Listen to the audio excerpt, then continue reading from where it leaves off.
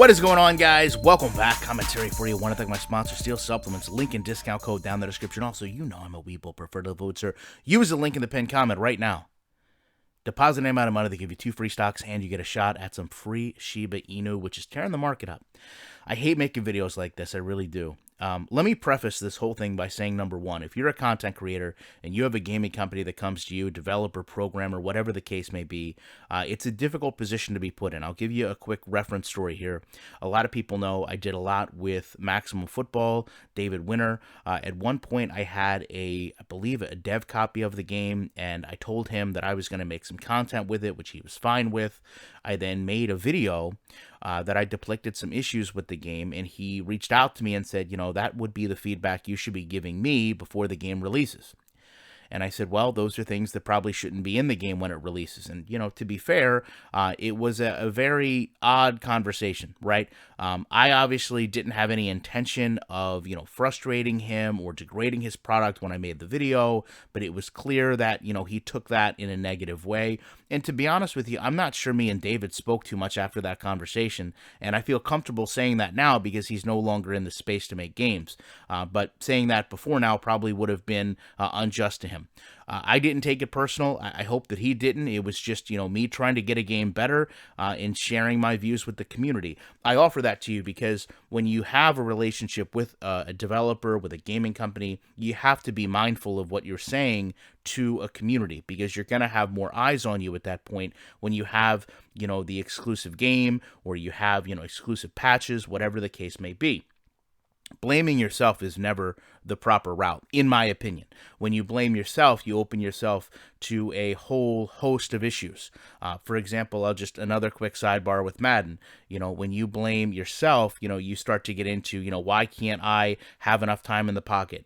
Well, there must be an issue with the blitzing. Well, let's start nano detection. And then you have a company that'll inadvertently start building a game around the flaws you see versus just replicating the sport. I think Madden would be in a lot better place if they just gave you the tools that football teams have. Each team gets to do whatever they need to counter the other team, and then you actually play a game of football. Instead, you know, you're looking at all these different aspects of, oh, this player has this, you know, feature and option and X factor and superstar. It doesn't boil down to football. So, with that said, okay, obviously, if you guys don't know my background in racing, go to my Twitter. I will tell you that I was, to my knowledge, the only American that raced with Jacques Villeneuve in his personal, you know, R-Factor league. R-Factor was great for modding, obviously a lot of open wheel stuff.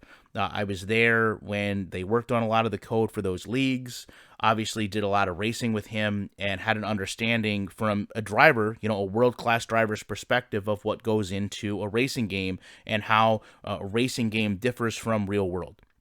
Right, I then had the opportunity to work with a lot of ARCA teams while the Sim Factory was making its ARCA racing game from R-Factor. And that, you know, caused a lot of exchanges between me and that team. I still don't like any of those people. If you're watching my video, you still ruined a great opportunity to build a game by being dishonest, but whatever. You know, we would take our team setups at the time, plug them into the game, and get 0 results that were to be expected.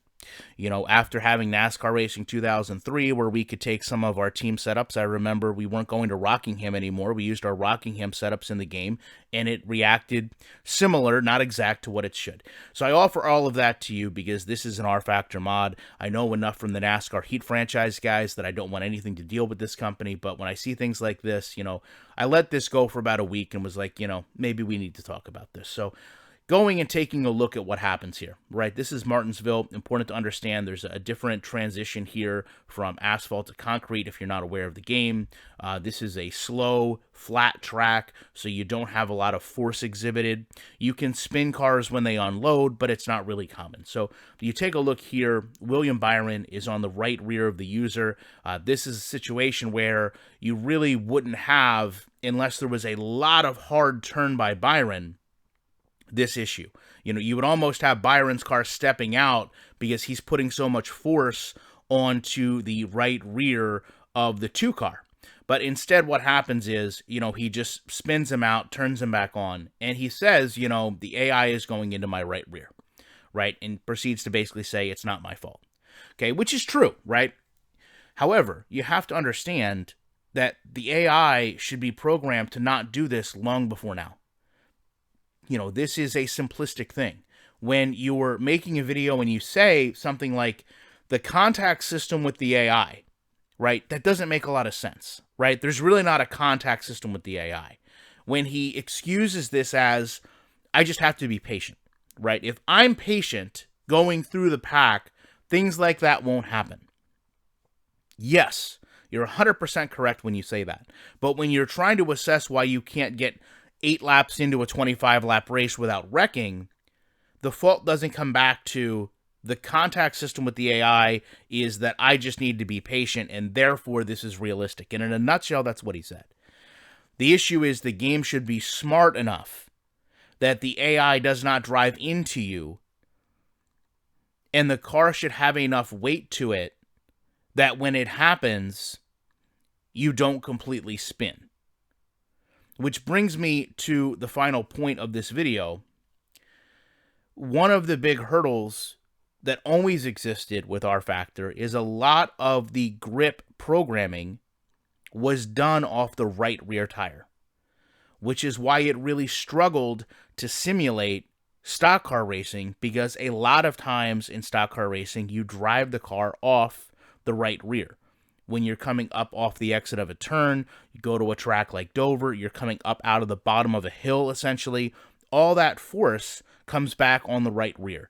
You'll see a lot of good drivers that can control the throttle off the right rear, get the car loose, or, the cattywampus setups, as we used to call them, where the car tracks sideways, all the force is then on the right rear. That's why they skew the chassis that way, so that you get max downforce and, in turn, traction off that right rear. When you have the game calculating so much of it off of it, it allows issues like this to happen, where as soon as the right rear loses grip, there's nothing left in terms of contact to the car to put it back onto the track, which is how you can have a car that weighs, 3,800 pounds get spun off one small bump when it's flat. That normally wouldn't happen. That doesn't happen in your street car going, 70 miles an hour, where all of a sudden you just turn and go up, 30 feet, 40 feet. It doesn't happen that way. Your car has weight to it. Your car will slide to a stop. Your tires are going to provide traction, which is going to hit the concrete, and you're going to move. And it's going to stop you before it happens. That's how physics work. That's how racing works. But you have to be honest with yourself. You have to be honest with the customer. You have to be honest with these game developers, and you can't excuse every game's issue away as, that was my fault. Wish this guy all the best. I wish this game all the best. I wish there was a racing game that I couldn't sit here and mock. But at the same time, this game never should have came out the way it did. Love to know your guys' thoughts on this. Appreciate you checking out. I will be back in the week with more commentary.